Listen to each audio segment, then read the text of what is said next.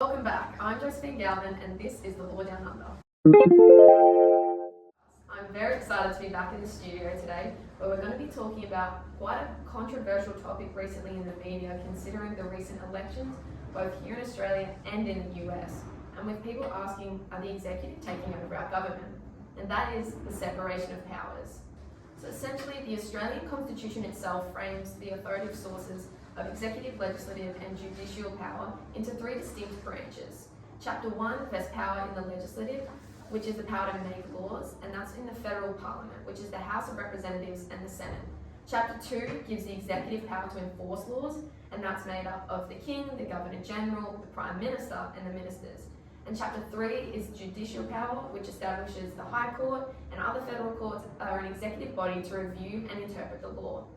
Now this embedded separation is designed to vest each branch with respective powers and are responsible to act as a check and balance on the other powers, which is ultimately to prevent any one arm of government from becoming too powerful. Now our constitutional structure was framed closely by the United States. However, our separation of powers here is only applied in a limited form. But as decentralisation of power is a key feature and it's only limited, are people correct in their concern that it's failing? So let me welcome today's special guests, Hallie, Jack, Damien and Jessica, who are going to talk to me today about whether the current and practical operation of the separation of powers is really appropriate at the federal level. Good afternoon guys, thanks for joining me, I'm really glad you can be here. How's everyone going? Pretty good. How are you? Too much immigration increases house prices, creates congestion and stress on our roads, hospitals and schools. Restore the balance. Vote 1, Trumpet of Patriots. Today I want to discuss a few topics with you, so I think we should just get straight into it. So as you know, here in Australia, our government has a two-party system. Dan and Jess, I was hoping you guys would be able to talk us through whether this system has influenced the intended balance and independence among the three branches. Well, JC, the two-party system provides a healthy balance throughout the branches and through checks and balances. If the one-party system in Australia existed, the party will be able to manipulate the powers to its liking to push decisions among the public. The opposition is there to question government, challenge legislation, and holds ministers accountable, which ensures that the executive branch doesn't become too dominant. Proposed bills have been agreed to by both houses of parliament to become a law. Also, it provides the opportunity for legislation to be debated and amended, ensuring that laws undergo scrutiny. This way, the impact of legislation is properly assessed through debates among parties. Arrangements for multi-party government may require negotiations and written agreements with various independent stakeholders, which ensures that decision-making is a majority. Because ultimately, if we had a one-party system, legislation would just be passed with absolutely no debate. Everything would be completely one-sided and there'd be no consideration of the legislation's actual effect. Okay, thanks guys. So it sounds like the two-party system is appropriate at the moment in Australia. But I just want to come over to you, Jack and Hallie. When we look into the two-party system and its historical dominance of Australian federal politics, what influence do you think it's had on the separation of the parliament and the executive branch? Well, I think if you want to understand the two-party system and how it's impacted on the separation of powers in Australia, you really have to understand the responsible government itself. So responsible government in theory and practice essentially says that members of the executive branch have to be drawn from and remain in Parliament while serving as ministers. This feature is supposed to afford Parliament sort of supremacy over the executive, ensuring that Parliament can keep members accountable and throw the government or individual ministers out of office if Parliament loses confidence in it. So by definition then, responsible government really nullifies that division between the executive and the legislature. But if you look at Parliament's composition over the last decade, back to about 2013, the actually five now since the election, the 5 parliaments formed since 2013 were each characterised by lower house majorities held by either the Labor Party or the Coalition. So if you look at 2022, for example, 2022's federal election resulted in the ALP having a majority of 77 seats in the lower house, the Coalition in 158. If you look at 2025, we've just had 2025, the ballot counting isn't finished yet, but if you look at where it currently stands, you've got Labor, according to the AEC, with 91 seats, We've got the Liberal Party with 43, so Labor essentially has a huge majority. They'll be able to get through whatever legislation through the House, the lower house that is, whatever they want.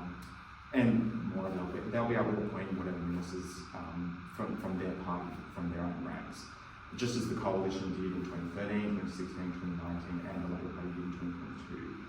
So essentially we've got party monopolies over the executive branch that originate from party dominance of the legislature. We have an abundance of coal and Australia needs to play to its strengths. We need to scrap net zero and lower your cost of living. Okay, so now we can recognise our system is one of responsible government. So how does the role of minor parties actually influence the separation between these two branches, especially when major parties still dominate both? Well, first of all, Josie, I think it's incredibly important to recognise that these minor parties would typically correspond with a broader public interest and no longer playing minor roles in our government, particularly in our legislative process, especially when we consider that the Australian Constitution doesn't actually enshrine a strict separation between the legislative and the executive.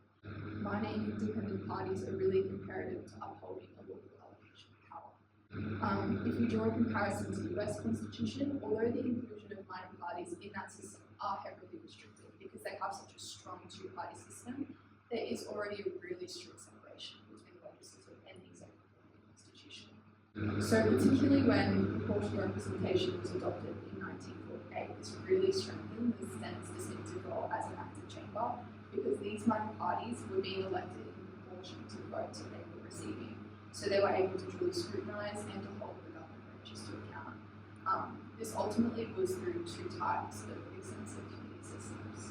Oh yeah, tell me more about those. So two in particular, we have the Senate Legislative Scrutiny Committee. So they would scrutinise all legislative instruments and proposed bills. And then the Scrutiny of Delegated Legislation Committee, they would examine delegated instruments just to ensure that they remain within the boundaries of the primary act. And I think this is really of particular importance, especially these days, because delegated legislation is extremely relied upon because parliamentary time is limited and we need effective responses from our parliament. So ultimately these committees prevent an overlapping of interests from our major parties because the distribution of minority interests will allow in-depth examination of the bills and particular matters that may be of pressing importance, yet are irrespective of our major parties will be detailed under the agency of minor party scrutiny. Thanks, Jess. So you're saying this rise of minor parties has changed the game. It's created a more nuanced balance of power where independence and smaller parties are becoming essential in ensuring that separation of powers is maintained, particularly in holding the executive accountable. What are your thoughts on this, Harvey? Well, if you look at the 2010 to 2013 Labor government, this suggests that a minority government could indeed facilitate greater separation between the executive and the legislative branches, but you will see that there are some limitations to this idea. First of all, even though the executive may not have a majority, minority governments are not necessarily inclined to share executive power. The Prime Minister, for example, during the Gillard minority government, still excluded minor parties and independents from actual executive positions. While there were policy concessions made in exchange for support for Parliament in things like carbon pricing and funding for regional areas, the executive power was still concentrated in the hands of the Labor government and minor parties did not have a seat at the executive table. Only one Australian flag that represents all Australians. We don't need to be welcome to our own country. Vote 1, Trumpet of Patriots. Second, although past electoral results indicate that minor parties may gain seats in future elections, the outcome still remains entirely respective. Take, for example, this year's 2025 election. At the time of the recording this, the Greens have won 0 seats, they've definitely lost 2 seats to Labor, and the seats they won back in 2022 are still in doubt. They may end up with no seats. In addition, although the independents seem to have more or less entrenched their position, they're actually now down 10 seats in the last parliament to 9 in this parliament. The point here is that they haven't substantially increased their share of the House of Representatives to the point of including a majority government, like some commentators were predicting. These indicate that the separation of powers in relation to minor parties is, well, imperfect. This highlights a structural limitation to the separation of powers in Australia's parliamentary system, where the executive retains substantial control over the direction of the country and minor parties still remain excluded from the executive. Okay, interesting. So far, we can see that this really is a controversial topic. I think whether it's appropriate isn't really a clear-cut yes or no, like we thought, especially when we look at both of your sides and we compare it to the United States. So, since we talked about the separation of powers between the executive and the legislature, I want to talk now about the judicial branch. Is it fair to say that the judicial branch is independent, or would you say otherwise? I think in totality, where the High Court as a Chapter 3 court exercises the judicial functions, specifically of that of an impartial judicial review, holds the legislative or the executive branch to account where the exercise of power is unconstitutional, which continues to preserve the constitutional promise of an independent judiciary. And I think just going on what Damien said, a notable example would be how almost 30 years later, the scope of the Wynne principle was upheld and refined into like a modern rationale. So just for context, this case essentially established that there was a constitutional boundary to the exercise of judicial functions, specifically that executive detention, which is punitive in effect, is actually judicial in character. We'd like to thank Protecting Judicial Review Incorporated for sponsoring today's podcast. As an outlet that hopes to keep all updated with all things judicial review, they have recently released a new article on how Alexander v. Minister for Home Affairs that held that the executive could not adjudge or punish individuals for criminal guilt was indeed an exclusively judicial power. To be understood in light of the Limb principle, this case reinforced the constitutional protection of judicial power, specifically punitive functions, ultimately questioning whether the powers exerted were purely administrative or judicial as a check on executive power. Please see the link in our bio to exclusively read this article for 20% off today. Well, I actually have to disagree with the notion that Australia's judiciary is completely separate and has no interference from the legislative and executive branch, especially the executive. Yeah, tell me more. Well, if you look at some of the studies that have been conducted of some of the High Court judges and their jurisprudence over the last decade or so, there's one particular study where they looked at one of the older iterations of the High Court, and what they found was that those judges who were nominated by more conservative governments, coalition governments such as Callanan or Gleeson, they deployed a much more conservative judicial ideology in their decisions. Whereas if you actually look at some of the more liberal ALP justices who were appointed to the court, what you find is that what they found in this study was that people like McHugh or Toohey, Kirby were much more liberal and much more left-leaning, I guess, in their rulings essentially. So even though it's sort of unclear whether this process exactly undermines the separation of power, I think that there's enough evidence there to suggest that the process has become very politicized, unlike some other courts. Okay. Talking of other courts, do we have any comparative with the US? Well, yes, when you look at the US, they actually have a much more rigid system than we do here in Australia. Theirs ensures that there are strong checks and balances between the three branches. However, they still have overlap that occurs.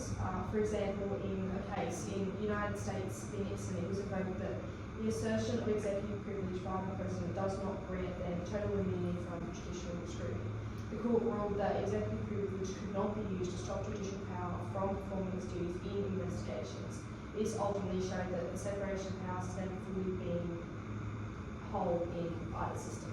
Well, since we're talking about the US, in their constitution, in Article 3, the power of the judicial review is not explicitly granted. Yet in the case of Marbury v. Madison, it ultimately established a doctrine of judicial review to safeguard their constitution.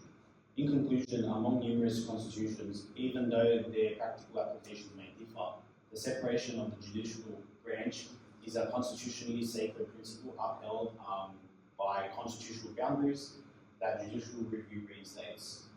Okay, wow. So all in all, I think we can see that the executive hasn't taken over the government just yet, as the separation of powers can work, but it still remains to be undermined and controversial in light of recent developments. So I really appreciate you guys taking the time to come and speak with us today and give our viewers a deeper understanding of the separation of powers and how appropriate it is in Australia currently. So thanks guys, and thanks for tuning in.